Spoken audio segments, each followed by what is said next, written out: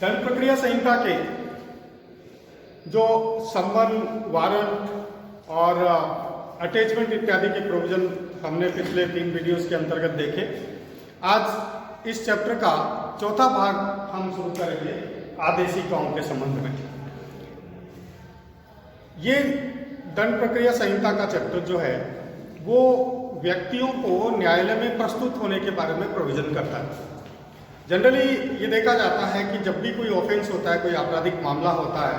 कल मैंने बताया था कि व्यक्ति जो वो छुपने का प्रयास करता है, भाग जाने का प्रयास करता है। ऐसी स्थिति में कोर्ट को जो वो इस प्रकार के मेजर्स अपनाने पड़ते हैं कि उसको न्याय की दृष्टि से कोर्ट में उपस्थित किया जाए, उसको सुना जाए और अगर उसने अपराध किया है तो सजा दी जाए, नहीं किया है तो बरी किया जाए। तो इसी क्रम में जो समन, वारंट और अटैचमेंट इत्यादि के प्रावधान थे, उससे आगे क्या आदेशिका जारी की जा सकती है कोर्ट के द्वारा, ये हम आज के इस भाग में आदेशिकाओं के संबंध में देखेंगे, जिसके अंतर्गत सेक्शन 87 में हम देखेंगे कि समन के स्थान पर या उसके अतिरिक्त वारंट को जारी करके व्यक्ति को न्यायालय में उपस्थित करना। मैंने आपको समन के समय बताया था कि जब भी न्यायालय को किसी व्यक्ति की अपेक्षा होती है, चाहे उसने ऑफेंस ना किया हो, एक सिविल व्यक्ति को भी न्यायालय में उपस्थित होने के लिए आदेशिका जारी कर सकता है कोर्ट समन के माध्यम से। वो हमने उस समय देखा था कि जैसे कोई मेडिकल ज्यूरिस्ट को की ओपिनियन की आवश्यकता है, कोई फॉरेंसिक एक्सपर्ट की ओपिनियन की आवश्यकता है, कोई पुलिस अधिकारी की या आई विटनेस की आवश्यकता है, तो ऐसी स्थिति में समन के माध्यम से उसको कोर्ट में बुलाया जाता है। अगर फिर भी वो नहीं उपस्थित होता है तो वारंट जारी किया जाता है, या अगर संज्ञेय किस्म का कोई अपराध किया है तो वारंट जारी किया जाता है। यहाँ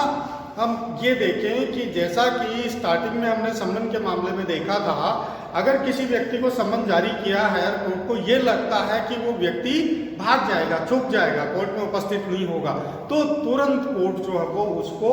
गिरफ्तार करने के लिए वारंट जारी कर सकती है, ताकि पुलिस के द्वारा उसको न्यायालय में उपस्थित करवाया जा सके। तो ये एक अतिरिक्त शक्तियां सीआरपीसी के अंतर्गत प्रशासन को दी जाती है, कोर्ट को दी जाती है कि जब भी कोई इस प्रकार का मामला होता है और कोर्ट को लगता है कि वो भागने वाला है, छुपने वाला है या किसी अन्य शरीर और संपत्ति का नुकसान करने वाला है, तो ऐसी स्थिति में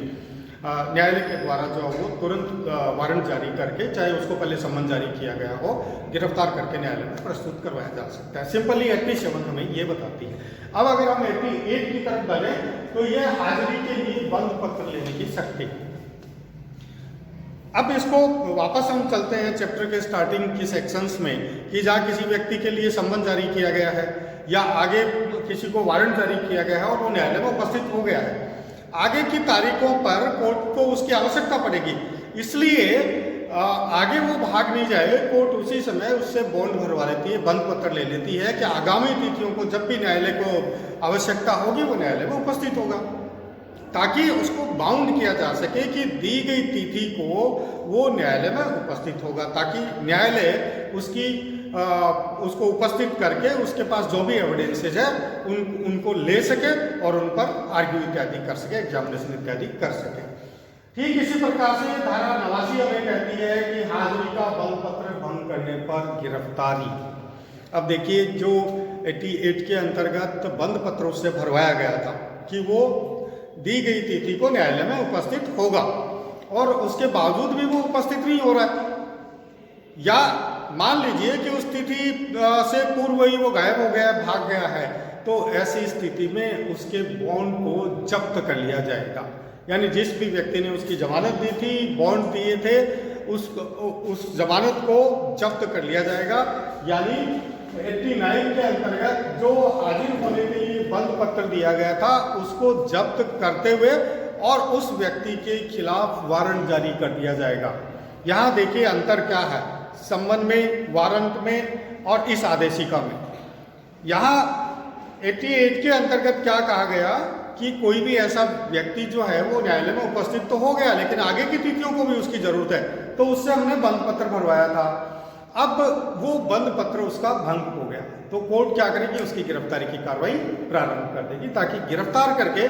उसको न्यायालय में प्रस्तुत किया जा सके न्याय हित में। ठीक है। और इस छोटे से चैप्टर की लास्ट सेक्शन है 90, धारा 90 हमें कहती है कि इस अध्याय से संबंधित जो चैप्टर हम पढ़ रहे हैं इसके संबंध में जो आदेशिकाएं जारी की गई थी इन उपबंधों का साधारणतः समनों और गिरफ्तारी के मामले में लागू होना। तो ये धारा हमें ये कहती है कि जहां भी किसी व्यक्ति को सम्मन जारी किया गया था वो उपस्थित नहीं हुआ, वारंट जारी किया गया था गिरफ्तार नहीं हो पाया, या कोई ऐसी आदेशिका बाद में जारी की गई तब भी गिरफ्तार नहीं हो पाया, या अन्य किसी भी प्रकार के मामले में, यानी ये सेक्शन कहती है कि किसी भी प्रकार का मामला हो अगर सम्मन वारंट से संबंधित हो तो इस अध्याय के ये प्रोविजन हमने जो अब तक देखे हैं वो समस्त लागू होंगे और उसी प्रकार से प्रक्रिया का संचालन किया जाएगा। तो ये एक छोटा सा हमारा चैप्टर था, कंटिन्यू करेंगे इसको। ये कैसा लगा आपको निश्चित रूप से कमेंट करें। Thank you.